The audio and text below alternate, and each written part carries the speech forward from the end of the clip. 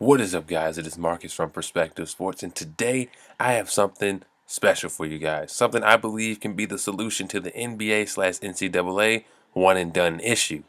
And I know I'm in the minority when I say this next part, but I think the NCAA is the victim of the NBA's one and done rule because the NCAA doesn't want it, but the NBA is forcing it on to the NCAA.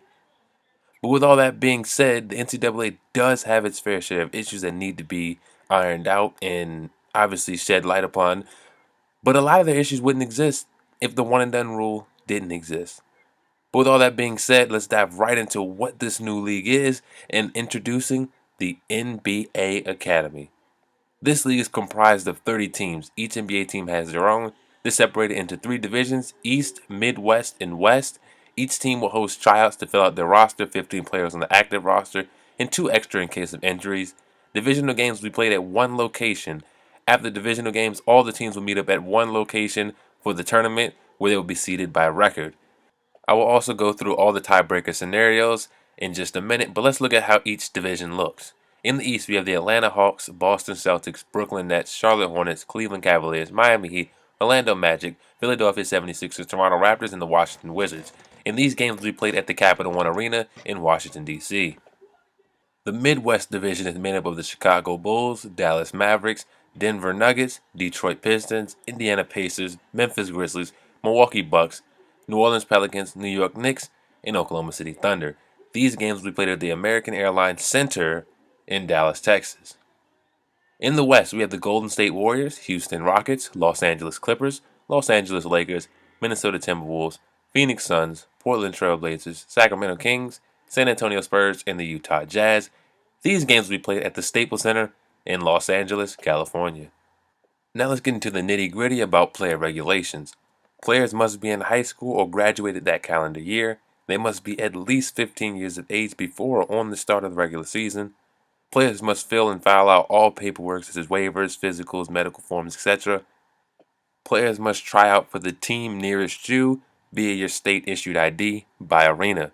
The only exception to this would be, obviously, this people who are trying out for the Lakers or Clippers, they get to choose which team they want to try out for because the Staples Center is a shared location. Players must also pay a $75 non-refundable registration fee, and there are 100 people allowed to try out per team. Players who are 17 years or older are eligible to be signed by the NBA G League teams at the conclusion of the event or enter their name into the G League draft, but the team will have the first chance to sign them. In order to make this happen, the NBA G League must revise their rules to allow 17-year-old players in as the minimum age instead of 18. And now let's take a look at the scheduling structure. The NBA Academy will start the regular season on the second Friday of June and end on the last Friday of July. Teams will play 2 games a week, with the exception of opening night, where they'll play that 1 game on Friday. Teams will play 9 regular season games against everyone in the division. And now let's take a gander at the tie-breaking protocols. If 2 teams are tied in the same division, head-to-head will be used. If 2 teams are tied that are not in the same division, they will play 1 game on tiebreaker day to break the tie. If 3 or more teams are tied, tiebreaker 1 will be most points for, tiebreaker 2 will be least amount of points surrendered, tiebreaker 3 will be most assists per game, and tiebreaker 4 will be a coin flip. Now, if this were to be enacted this season in 2018, here's a rough estimate of how the schedule could look. April 1st through 8th will be the registration period. April 9th through 13th will be tryouts. April 14th through 15th would be roster cuts and roster finalizations of the 15 players plus 2 in case of injury.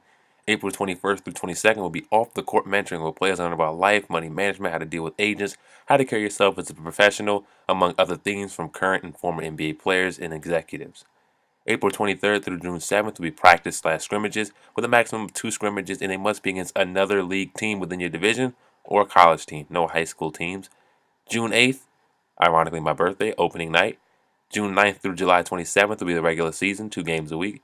July 28th will be tiebreaker day.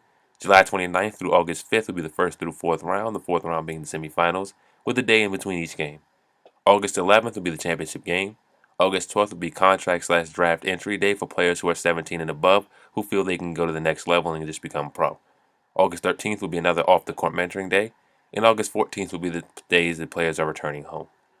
There are a lot of benefits to this. Players get to experience high-level competition against players from all across the country for half or really way less than half the price of AAU. I've played AAU basketball. I know how expensive it can get, and a lot of people can't afford it. So $75 and everything is covered. The NBA will cover the travel, food, and all the expenses for the whole time. So players get a chance to show off in front of NBA GMs, get feedback from current former players and NBA executives.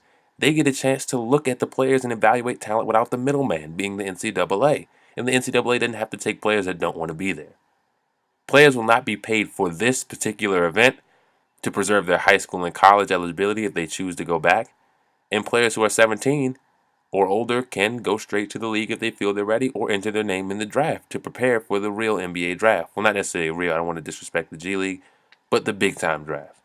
Also, NBA executives will also have years of footage and hands-on experiences with these players. They know who they are, they know what they're about, they know what they need to work on, so it really helps the development process.